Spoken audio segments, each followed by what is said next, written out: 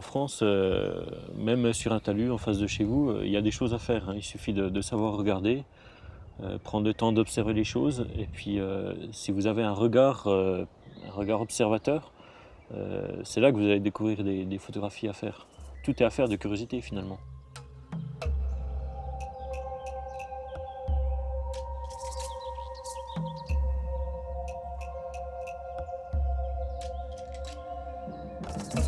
Un matin printanier en Champagne-Ardenne. Cédric Gérard s'est levé de très bonne heure pour arpenter la forêt durant 1 heure ou 2 avant de se rendre à son travail.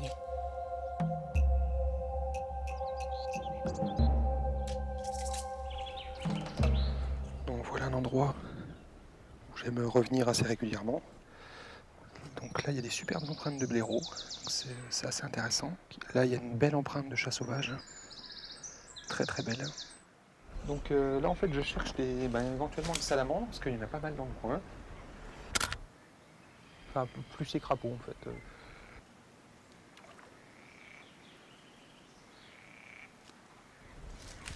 On va peut-être s'approcher de l'eau, parce que ça me semble un petit peu sec.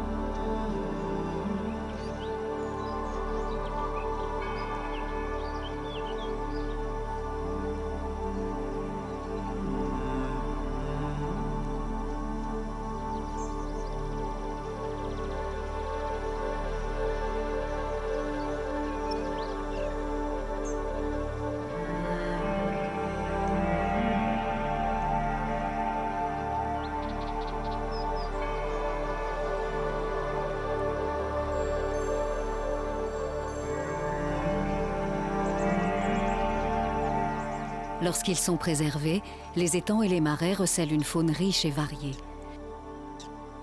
Mais par nature, ces biotopes sont difficiles d'accès. C'est pourquoi 2 photographes ont mis au point une technique permettant d'approcher les oiseaux dans les eaux peu profondes. L'affût flottant. Depuis cette époque, dans les années 80, Jean-François Elio et Nicolas Van Ingen ont décidé de travailler ensemble et donc de co-signer leurs photos. Une collaboration fructueuse, mais assez rare dans le monde de la photographie. Pendant plusieurs années, j'ai fait des conférences dans les écoles sur la protection de la nature. Je me suis installé en Brenne avec ma femme et on s'est retrouvés complètement par hasard avec Nicolas qui avait fait, je l'ai appris par la suite, les mêmes études que moi 10 ans plus tard, qui avait une ferme juste à côté de l'endroit où j'étais venu en vacances pour faire des photos. Et voilà, l'aventure à 2 a commencé de cette façon-là. C'était assez amusant parce qu'on s'est retrouvés sur ce territoire qui est la Brenne, qui est petit, autour du nid d'un même oiseau. Celui qui l'avait trouvé le premier, on ne sait pas qui c'est. En tout cas, chacun de son côté était persuadé d'être le propriétaire de l'endroit où on faisait les photos. Et voilà, on s'est retrouvés à 2 sur un petit oiseau perdu au plein cœur de la Brenne. Et puis ça a commencé comme ça. Et on s'est dit, plutôt que de faire 2 affûts avec cet oiseau et de risquer de le déranger 2 fois, on va faire un seul affût et puis on se remplacera l'un l'autre. Et c'est là qu'on s'est rendu compte aussi que ça ne posait pas de problème de travailler à 2 et qu'au contraire, ça permettait de discuter sur les approches, sur les cadrages, sur comment on fait, qu'est-ce qui se passe pendant qu'on n'est pas là, pendant que l'autre est à l'affût. On apprend plein de choses. En fait, le fait de travailler à 2 sur le terrain, c'est vrai que c'est plutôt un atout parce que tout bêtement, il y a une question de durée d'affût, hein. Quand on reste à côté des animaux, on arrive à avoir des bonnes photos quand on reste longtemps à côté. Quand on a fait une journée d'affût de 10 heures ou 12 heures et qu'on réenchaîne le lendemain avec une autre journée, puis le surlendemain encore, quand on est tout seul, ça finit par être un peu dur quand même. À 2, bon, il y en a un qui fait une journée, l'autre fait le lendemain, et le premier prend le relais après. Et en plus, pendant ce temps-là, celui qui n'est pas en affût peut observer avec des jumelles ce qui se passe dans les environs. Lorsque les délais sont serrés pour certains reportages, le fait de pouvoir se dédoubler est encore un atout. Attaché avec la ventouse. Ça a une dégaine vraiment incroyable, c'est une bestiole. Et j'ai même fait quelques mille-armillots. Il va bien l'œil. Mais c'est aussi pour leur goût de l'innovation que Elio et Van Ingen sont réputés. La technique de l'affût flottant est aujourd'hui utilisée par de nombreux photographes. Au début, quand on faisait des photos, on utilisait des affûts fixes, hein, surtout dans l'eau. Là, on faisait des plateformes sur pilotis près des nénuphars. Et puis, à 25 ans maintenant, on a eu l'idée de prendre une petite palette en bois qu'on a recouvert avec des arceaux, une petite bâche par-dessus comme celle-ci. Et puis dedans, à l'arrière, il y a une place pour qu'on se mette nous. Sur la palette, on pose le matériel photo. Et puis nous, on est soit à genoux, soit allongés dans l'affût, avec des petits flotteurs pour que ça tienne. Et les oiseaux acceptent très très bien cet affût-là. En fait, ce qui est important, c'est de casser la forme humaine. Et ça a vraiment été une petite révolution dans le monde de la photo pour nous, parce que ça permettait surtout de choisir ses lumières et de se déplacer, d'être plus efficace. Les guifettes moustaques, c'est vraiment un oiseau peu farouche et il supporte bien l'affût, et avec ça on peut y aller quasiment tout de suite.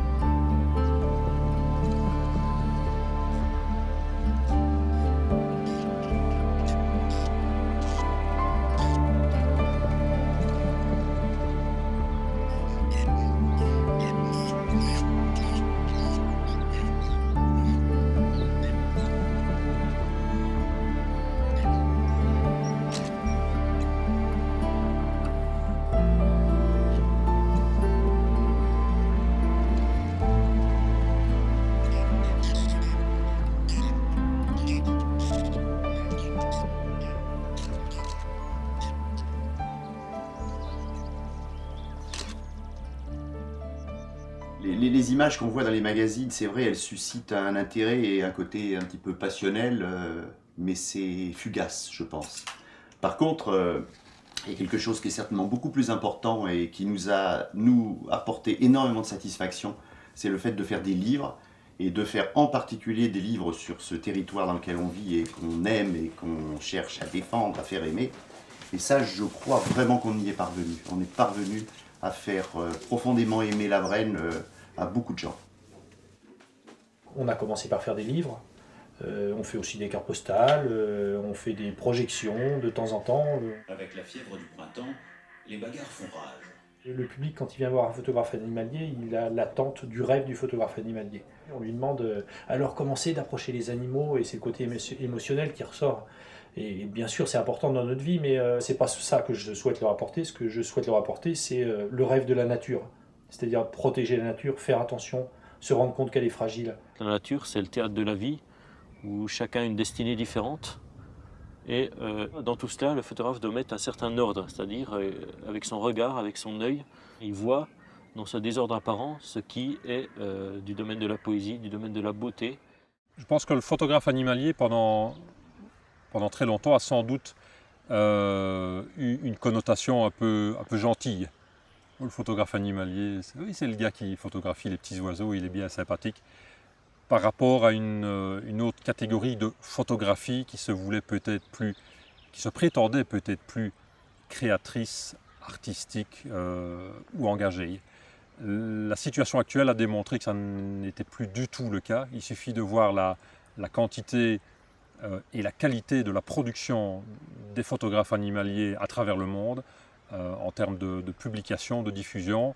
L'image animalière est devenue une image créative à part entière, est devenue un moyen d'expression entier et est certainement devenue un outil incontournable de sensibilisation. C'est devenu inimaginable d'envisager une campagne de protection d'une espèce, d'un milieu, sans qu'il y ait une image animalière ou naturaliste pour supporter et soutenir cette campagne d'information ou de sensibilisation. La photo a vraiment une mission pour ça, pour montrer des sites aussi jolis qu'ici. Là, on est sur un coin de la Moselle sauvage et c'est extrêmement menacé. C'est vrai que c'est convoité par les graviers ou autres. Principalement déjà grâce aux naturalistes et aux écologistes qui réussissent à monter des dossiers pour protéger ces zones.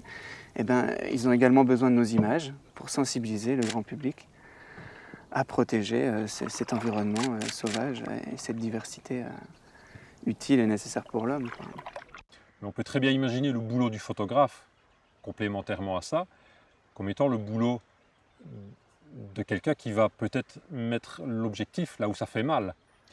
La rive droite de la rivière est magnifique parce qu'il y a des petites fleurs, des oiseaux, et la rive gauche est déplorable parce qu'elle a été bétonnée, parce que le tuyau des égouts débouche au même endroit. Je regarde à droite, j'ai une vision des choses, je regarde à gauche, j'ai une autre vision des choses. L'impact à ce moment-là de l'image diffusée peut être effectivement différent. Et je crois que le photographe engagé doit être à même de pouvoir regarder à gauche et à droite, et de pouvoir montrer les deux aspects. On dirait de l'huile de vidange, quoi. Aujourd'hui, Cédric Girard s'apprêtait à prendre des photos d'insectes sur un chemin forestier qu'il a l'habitude de parcourir. Mais c'est un spectacle de désolation qu'il découvre. En quelques jours seulement, plusieurs hectares de forêt et la faune qu'elle hébergeait ont été rasés. Les bulldozers ont même pollué les flaques en laissant des nappes de cambouis dans leurs sillons.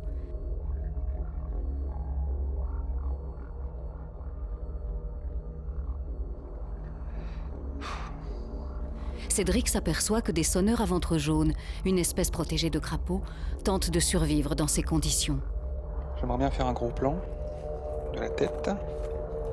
Il décide de les prendre en photo, en guise de témoignage. Puisque nous avons cette chance d'être des témoins privilégiés, à un certain moment, il faut également ne pas hésiter à mouiller sa chemise, et le photographe doit pouvoir jouer un rôle de conscientisateur du bon et du moins bon, à condition d'être lui-même parfaitement respectueux et avoir une démarche qui s'inscrit également dans une logique de respect de l'environnement. Une photo n'est pas toujours militante, certainement pas. Par contre, ce qui est militant, c'est certainement l'ensemble de notre travail, ça c'est évident. Des fois, en parlant à des gens aussi de notre métier, de la façon dont on travaille, des endroits fabuleux qu'on a pu voir sur la planète, on a l'impression de faire avancer les choses, on a l'impression qu'il y a un petit déclenchement de temps en temps qui se fait. Et bon, ça donne une raison à notre boulot, une raison supplémentaire à notre boulot, ça c'est certain. Par contre, est-ce que les images dans les magazines participent de façon très active à une prise de conscience? On voudrait bien, mais c'est pas sûr. Les photographes sont souvent plus engagés que les gens de télévision ou des gens de cinéma. parce qu'il y a un travail solitaire de connaissance qui n'est pas le même quand on fait de la télé. Il y a eu un moment où la photographie animalière était un petit peu moins à la mode qu'elle avait été dans les années 80. Puis j'ai l'impression que ça revient très fort. Il y a une redécouverte un peu de la nature. Et moi j'habite la forêt de Rambouillet, j'ai toujours des gars avec des télés qui passent des heures à photographier des cerfs et des biches. Et je leur dis bravo parce qu'il faut beaucoup de patience et moi je n'ai pas cette patience-là.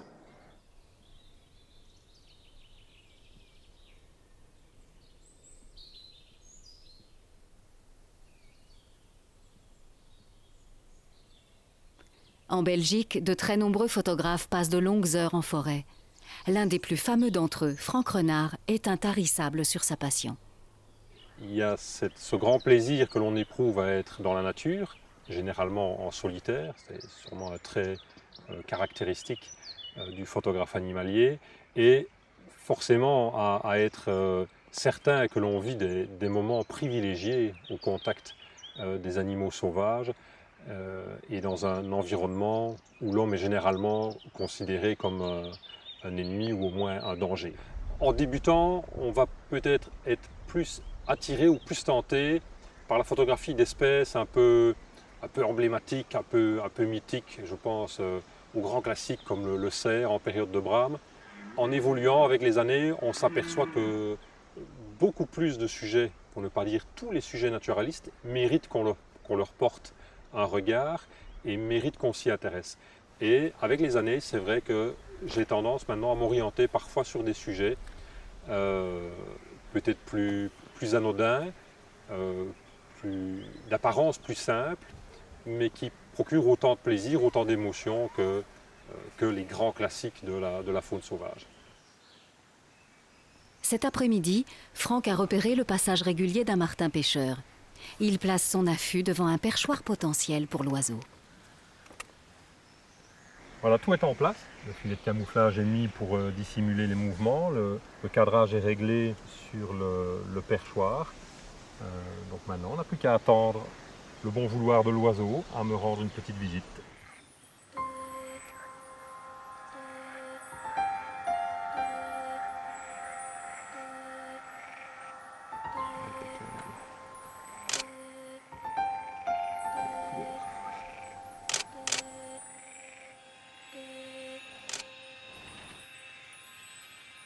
On peut se lever un matin en se disant aujourd'hui ça va être la journée du premier prix et on va rentrer, on n'aura absolument rien sur sa carte mémoire ou sur son film diapo. Et à d'autres moments, le ciel est gris, il tombe un petit crachin, on part un peu pour dire de ne pas rester à l'intérieur, on ramène une image qu'on n'aurait jamais osé imaginer réaliser. Je pense à un oiseau entouré de gouttes de pluie, alors qu'au départ, on se dit non, franchement, les conditions ne sont pas idéales. Ici, c'est le bouvreuil pivoine, un mâle en l'occurrence, qu'on reconnaît à sa poitrine flamboyante, photographié pendant une petite averse, ce qui donne une lumière très douce, très favorable à l'apparition de tous les détails du plumage, qui démontre aussi que le plein soleil, comme on l'imagine trop souvent à tort, n'est pas du tout la panacée, ni la lumière absolument nécessaire pour obtenir une belle image. Franck Renard est un membre très actif des forums Internet, sur lesquels les passionnés de tous horizons présentent leurs œuvres et s'échangent des conseils. Il contribue ainsi à responsabiliser les débutants en photographie animalière. La facilité, la rapidité de communication ou de transmission des images par Internet, ou la facilité de les diffuser par l'intermédiaire de sites ou de forums de discussion, a en effet comme résultat immédiat qu'un gars à l'autre bout du monde ou dans le village d'à côté peut avoir envie de faire le même genre d'image que vous, et alors on a effectivement le risque de susciter des vocations chez des personnes qui n'ont peut-être pas les connaissances, la retenue ou l'éthique nécessaires à une activité comme est la photographie dans la nature. La photographie animalière, comme pour toute surfréquentation, comme pour toute activité mal menée, peut être source de dérangement pour les animaux, pour les espèces les plus fragiles en particulier. Je pense à certains rapaces, dont la photographie est interdite près des aires de nidification, ce qui à mes yeux est une excellente chose, parce que trop de dégâts ont été causés par des photographes peu scrupuleux qui ne s'attachaient qu'à la réalisation d'un cliché au détriment de la tranquillité et parfois de la survie de certaines espèces animales. Dans les Pyrénées, par exemple, il est interdit de photographier les parades de grands tétras. Il est interdit aussi de photographier le gypaète sur son nid. C'est des choses qui sont tout à fait normales et que, bien sûr, nous, on s'engage à respecter. On n'est pas là pour aller braconner des images à droite à gauche. Après, c'est du ressort de chacun. C'est vrai que ce qui est le plus important à notre sens, c'est de bien connaître ce qu'on va photographier. Des connaissances naturalistes, avant tout, qui permettent de déceler chez l'animal ou chez le sujet convoité les signes qui sont sans équivoque et qui disent « Là, monsieur le photographe, vous faites un pas en arrière, sinon vous irez un pas trop loin ». Et on se rend compte effectivement avec l'avènement du numérique, avec l'émulation créée par la diffusion rapide des images, des bouquins tout le temps plus nombreux, que tout le monde n'est pas à même de se fixer cette limite. Quand on fait des espèces difficiles, rares, très menacées, là évidemment il faut savoir ce qu'on fait. De notre côté, on essaie en général de faire ça avec des scientifiques, des naturalistes qui sont sur le terrain. Pour ne pas déranger les animaux, parce que si on s'approche, évidemment, on crée un stress. J'installe un appareil avec un très grand angle et avec un dispositif de télécommande radio qui porte jusqu'à une centaine de mètres. Je peux installer tranquillement pendant que les animaux ne sont pas là. Je m'écarte et de loin, je peux déclencher à un moment qui me semble intéressant, quand l'animal est de passage, ou l'animal est revenu sur son nid, ou l'animal est revenu nourrir ses poussins. Ça permet d'avoir une vue très intéressante, très différente de ce qu'on voit habituellement et de reclasser l'animal dans son milieu. Ce qui m'intéresse dans la photo animalière, ce ne sont pas uniquement les animaux en tant que tels, mais c'est là où ils vivent. Parce que s'il n'y avait pas de milieu, il n'y aurait pas d'animaux, il n'y aurait pas de vie sauvage. La plage, les falaises, les plages de galets, ça reste sauvage, ça reste beau et c'est ça qui est excitant, c'est de pouvoir montrer quelque chose qui soit resté sauvage malgré la proximité des activités humaines.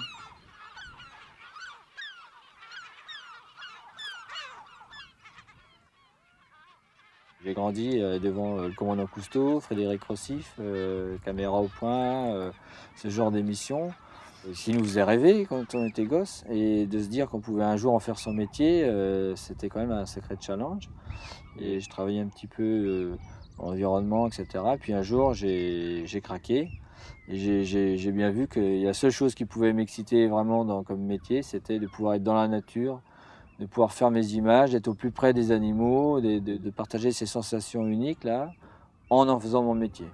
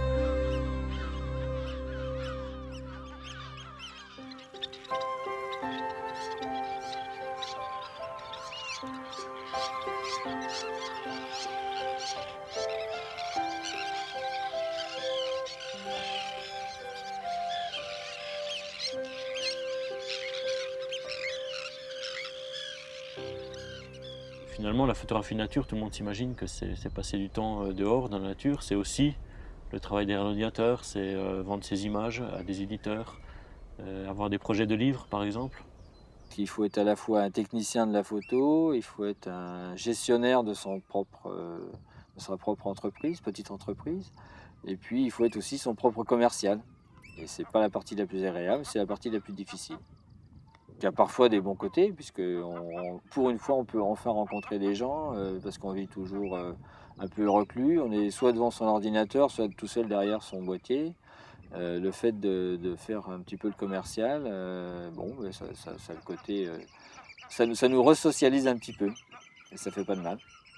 C'est une profession libérale avec une tenue d'entreprise, des registres, des comptes, des chèques à rentrer, des clients à suivre parce qu'ils ne payent pas toujours en temps et en heure, des factures à faire, des tarifs à consulter, enfin bon, des choses qui sont pas ce qu'on imagine quand on veut faire de la photo animalière, quoi. Et c'est vrai que c'est pas spécialement ce qu'on préfère non plus, mais il faut le faire.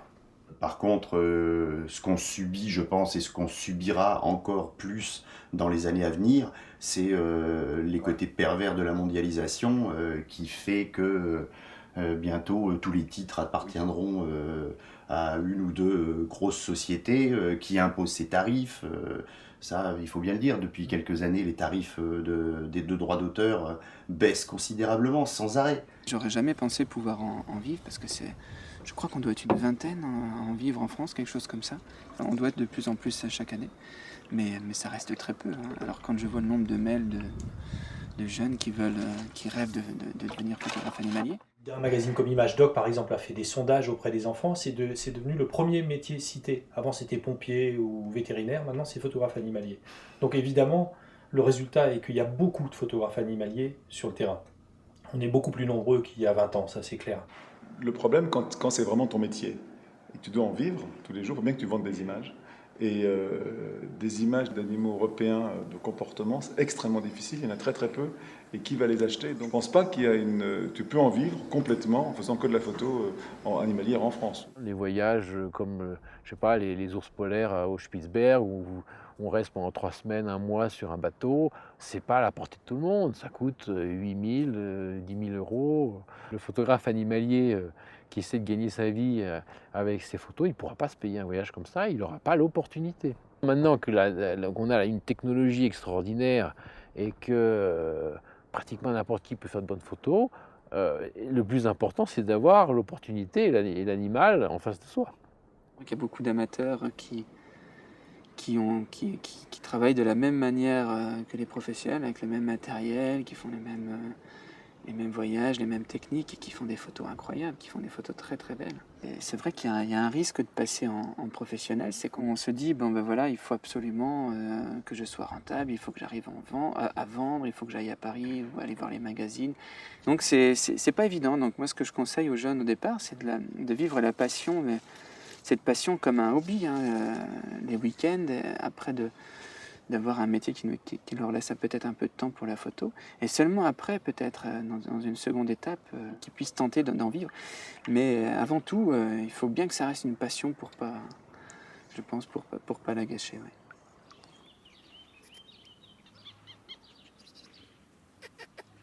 Certains réussissent ainsi à concilier leur métier et leur passion. À l'origine, Cédric Girard s'est initié à la photographie pour les besoins de son élevage de chats, dont il présente les portées sur Internet. Généralement, les gens craquent très facilement sur ce genre de photos. Mais même en studio, réussir le portrait de chaton donne toujours du fil à retordre.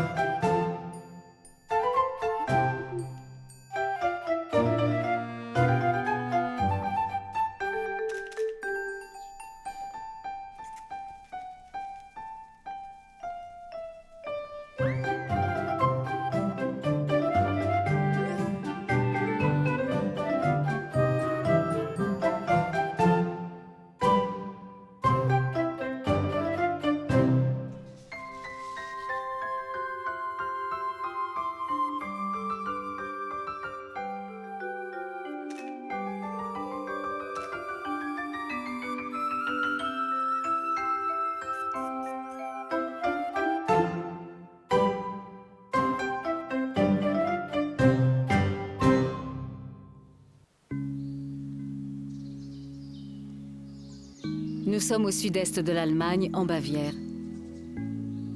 Le parc du Bayerischer Wald permet au public de voir 24 heures sur 24 des animaux européens très rares. Des enclos de grande taille donnent l'impression que les bêtes évoluent dans leur milieu naturel.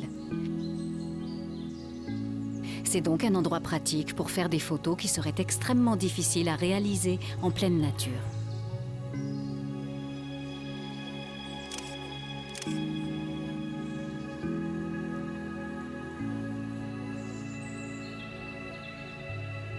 Je pense qu'on a besoin, pour des espèces comme le loup, le lynx, qui sont extrêmement difficiles à voir à l'état sauvage.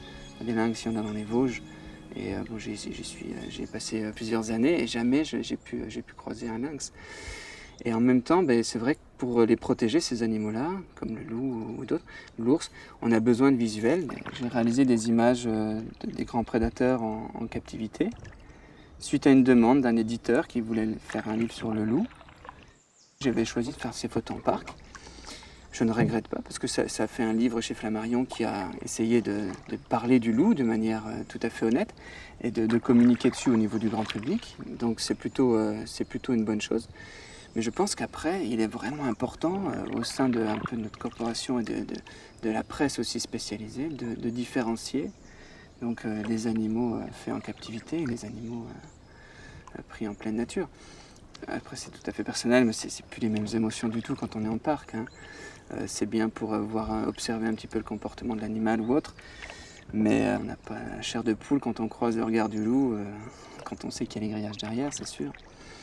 Et je pense que c'est ça qui est important, c'est vraiment de différencier après au niveau de la publication, que le photographe soit honnête et le dise. Il faut vraiment mettre en avant les photos prises à l'état sauvage. On a eu le cas avec les photos de Panthère des Neiges de Eric Dragesco. Bon, ils doivent être 4 ou 5 photographes au monde à avoir réussi à photographier cet animal. Et ces photos, je les ai vues, c'est des documents incroyables, c'est extraordinaire. Alors la lumière est peut-être un peu dure, c'est peut-être un peu loin, mais c'est fabuleux. Quand on regarde cette image, on a des frissons. On se dit, il a vu ça, c'est incroyable. Mais je suis sûr qu'un iconographe, il va préférer prendre une photo de Panthère des Neiges, pris en captivité dans, on appelle ça des game farms aux États-Unis ou ailleurs, où on va voir des gros plans avec des attitudes très, très fortes, très poignantes pour le grand public, mais c'est vraiment dommage. Il y a de plus en plus de photos qui sont des photos arrangées avec des animaux imprégnés, des animaux apprivoisés, des animaux en parc. Voilà, vous prenez une panthère des neiges d'un zoo et vous la mettez dans une zone enneigée, on fait des photos extraordinaires qu'on ne pourra jamais faire dans la nature.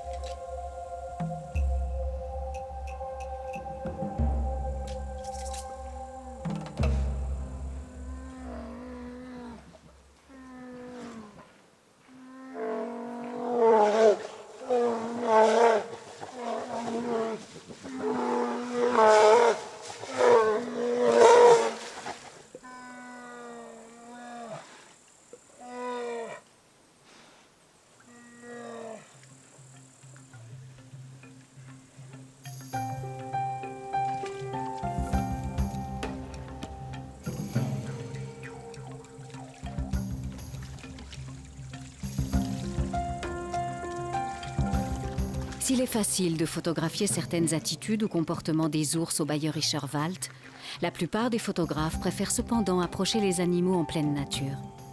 Car certains clichés d'ambiance ne peuvent pas être réalisés en parc, comme cette photo d'ours prise au Kamchatka et cadrée en plan large par Vincent Munier. Ce que je veux, c'est souvent donc mettre un lien entre l'animal et son environnement. Ça, pour moi, c'est primordial. Même si parfois, on peut faire un très beau portrait. Hein. Les portraits peuvent dégager beaucoup d'émotions dans une image. L'ambiance est de plus en plus important, je pense, dans la photographie animalière. Parce que c'est vrai que des animaux, on peut aussi photographier des animaux dans les zoos. Justement, dans les zoos, il n'y a aucune ambiance. Il faut de l'émotion dans une image, mais c'est très personnel hein, après. Hein. Moi, je sais que l'émotion, c'est le brouillard, les brumes, les crépuscules, les ombres. J'adore les conditions, les intempéries, les conditions un peu extrêmes, les vents, les tempêtes. Et pouvoir mettre ça, pouvoir mettre l'animal dans des conditions pareilles, c'est génial. Après, on a des photos qui sont très fortes et puis ça montre un petit peu toute cette résistance de leur mérite en fait de vivre dans des conditions rudes. Parcourir les massifs alpins nécessite de savoir s'adapter à un milieu naturel exigeant. Un environnement et une faune dont le photographe suisse Éric Dragesco est devenu un spécialiste. Je vais à la montagne depuis l'âge de 3-4 ans, hein. Chaque hiver, chaque Pâques, les vacances d'été. Donc je suis devenu un bon montagnard, ski, alpinisme, varap, peau de phoque, etc. Et puis, je me suis rendu compte qu'en fait, en montagne, il y a une faune très diversifiée, parce qu'il y a toutes les espèces typiquement alpines, mais il y a toutes les espèces de plaine qu'on retrouve aussi jusqu'à 2000 mètres. Hein. Il y a des blaireaux, des renards jusqu'à 1800 mètres, jusqu'à la limite des forêts, on a quasiment toute la faune de plaine, même les chevreuils montent à 2000 mètres, donc on a une faune très diversifiée. Puis, il y a certaines espèces alpines qui sont des espèces quand même très spectaculaires. L'aigle royal, les coqs de bruyère, les gypaètes, enfin toutes ces bêtes, c'est des espèces montagnardes. Donc, dans les années 80, j'étais un des seuls à faire des photos d'animaux de montagne. Bon, il y avait René Pierby, il y avait Charles Vaucher, il y avait 2-3 photographes en France, mais on était peu nombreux. J'ai mis toutes mes photos en agence, ça a démarré assez bien. Maintenant, c'est beaucoup plus dur, parce que maintenant, il y a pléthore de photographies, mais ça a marché, et puis après, j'ai continué. Donc, la montagne, j'étais en même temps dans mon élément, dans une faune extraordinaire, et puis je dirais aussi que c'est les derniers endroits qui sont très calmes.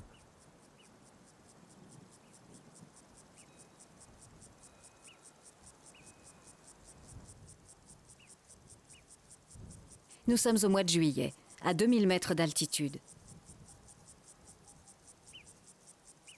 Éric cherche des bouquetins qui fréquentent habituellement ce versant de la montagne.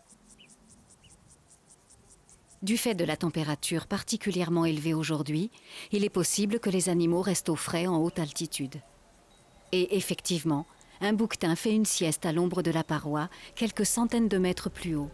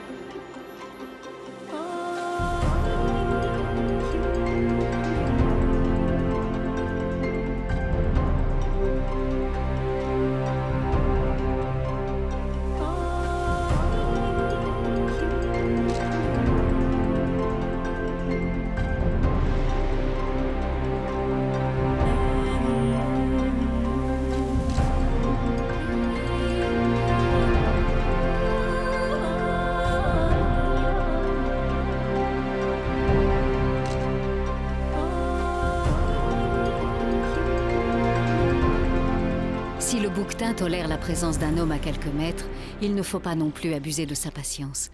Quelques secondes suffisent pour réussir de très beaux clichés. Le bouquetin n'est pas du tout craintif, on approche à 8-10 mètres, mais il ne faut pas faire de mouvements brusques. Il faut être comme eux, ils sont flegmatiques, lents, il faut faire des mouvements lents, mais on peut approcher tout près. Moi, il m'est arrivé d'arriver à 2 mètres de gros bouquetins de 120 kg, c'est impressionnant, c'est des grosses bêtes. Mais il faut se méfier des fois avec les bouquetins. Les femelles, quand ils sont énervés, qu'on les embête à les poursuivre, souvent elles vont lâcher des cailloux. Et alors là, ça provoque des chutes de pierre, il faut se méfier. Il ne faut jamais, dans une pente raide caillouteuse, se mettre sous des bouquetins. C'est dangereux. Bon, les bouquetins, on dit qu'ils sont quand même des virtuoses de l'abîme, quoi. Ils vont dans des passes, dans des endroits où on ne sait même pas comment ils tiennent avec leurs sabots. Mais de temps en temps, il y en a qui tombent. Et là, cet hiver, c'était pas une pente raide, c'était une pente à 45-50 degrés, avec en dessous 150 mètres de vide. Et puis il y avait 2 femelles qui jouaient, qui se couraient après. Et le terrain était gelé, et il y en a une qui a glissé, qui a pris de la vitesse. Et alors là, j'ai vu, elle a essayé de se rattraper, impossible. Elle est tombée, elle a fait une chute de 150 mètres. Ça m'a fait froid dans le dos, parce qu'une bête comme ça qui pèse 50 kg, c'est un peu comme un homme qui dévisse. Elle s'est tuée devant moi. Ouais.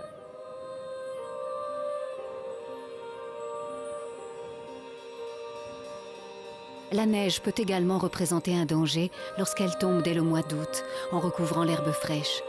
Les jeunes marmottes ont alors du mal à se nourrir et à atteindre le poids critique qui leur permettra de supporter l'hiver.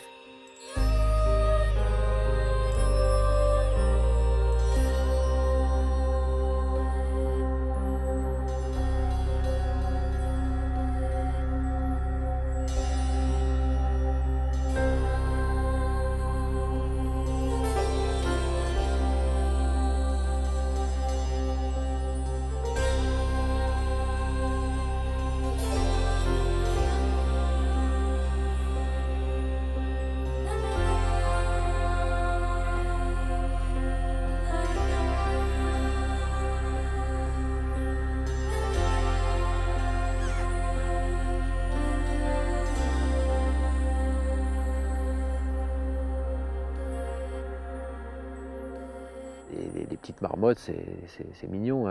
Elles sortent maintenant, là, les petites marmottes, vers le 5-10 juillet. Les petites marmottes, elles sont souvent même inconscientes. On les voit partir à plus de 20-30 mètres du terrier, et si l'aigle passe, elles n'ont pas le temps de rentrer. Elles sont sûres d'être prises par l'aigle royal.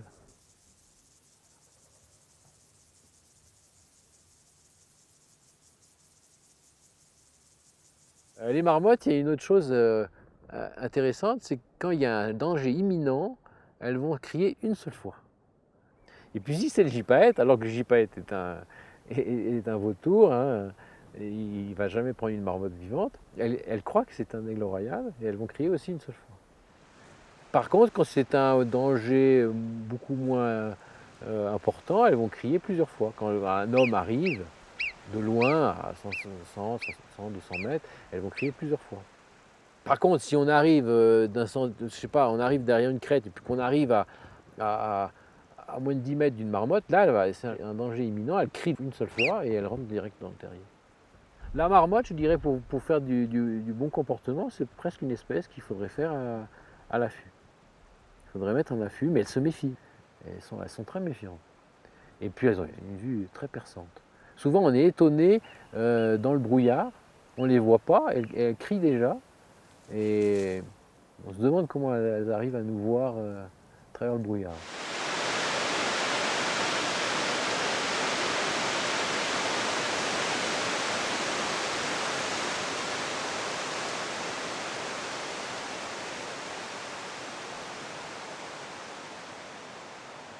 Quand on a des espèces comme le chamois ou le bouquetin qui sont des espèces peu craintives et qui nous voient arriver, bon, il faut les habituer à notre présence. Et puis, il ne faut pas les approcher directement, il ne faut pas aller directement sur eux, mais les chamois, et on va s'asseoir, on va les habituer à notre présence. Puis après, on va les approcher en diagonale.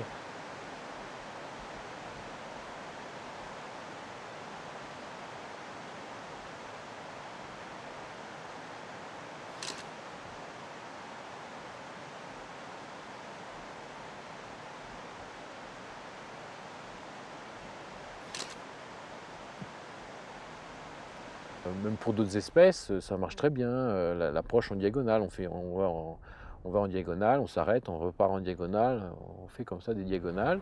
Et puis l'animal croit qu'on traverse, mais en fait, très gentiment, on s'approche.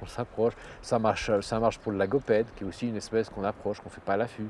Le lièvre variable aussi.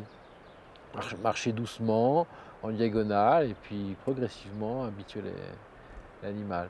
L'animal, des fois, prend peur au moment où on s'arrête. Il faudrait presque, à la limite, faire des photos tout en progressant.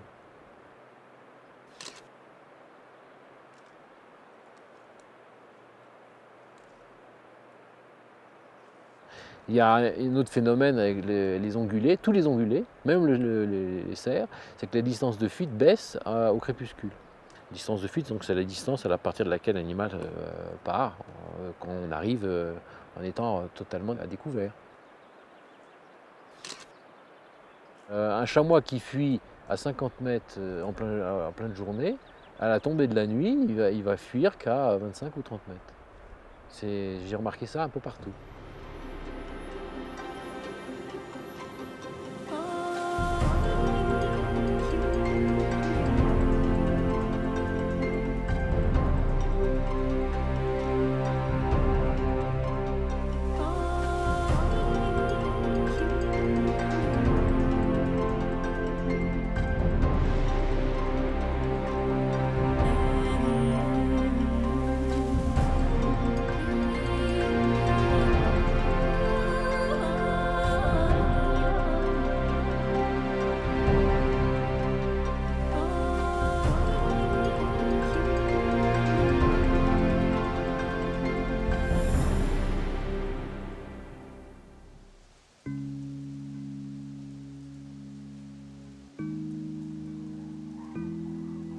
Lorsque vient l'automne, les arbres se parent d'une robe dorée, puis rousse, les grues cendrées descendent du nord, et la grand-messe de la photographie animalière se tient à Montier-en-Der, en région Champagne-Ardenne.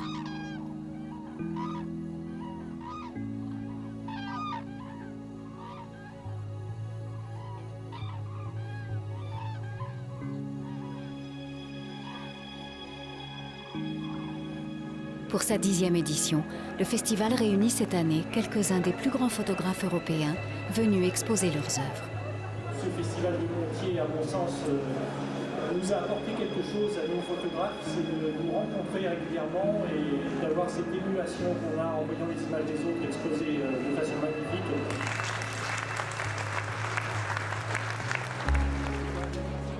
Ce festival permet aux photographes de présenter leur travail au public, de communiquer leur amour de la nature et d'assurer des séances de dédicaces.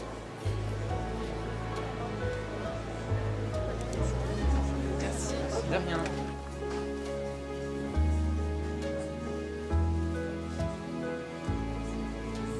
Enfin, le concours de photographie très disputé récompense les meilleurs clichés. Cette année, Ghislain Simard se voit à nouveau primé dans la catégorie « Une vie d'insecte ». Vincent Munier reçoit 3 prix, dont celui des mammifères sauvages, pour ce bœuf musqué. Et surtout, gagne le prix du festival pour cet ours du Kamtchatka. Je tiens aussi à remercier le festival, parce que c'est vrai que je suis là depuis la première édition. Et donc ils m'ont aidé à grandir, à progresser également. C'est un véritable encouragement. Merci beaucoup.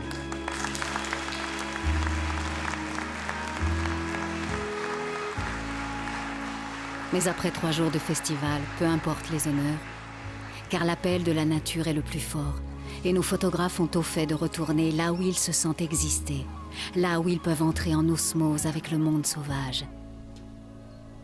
Il y a encore tant de rencontres à faire.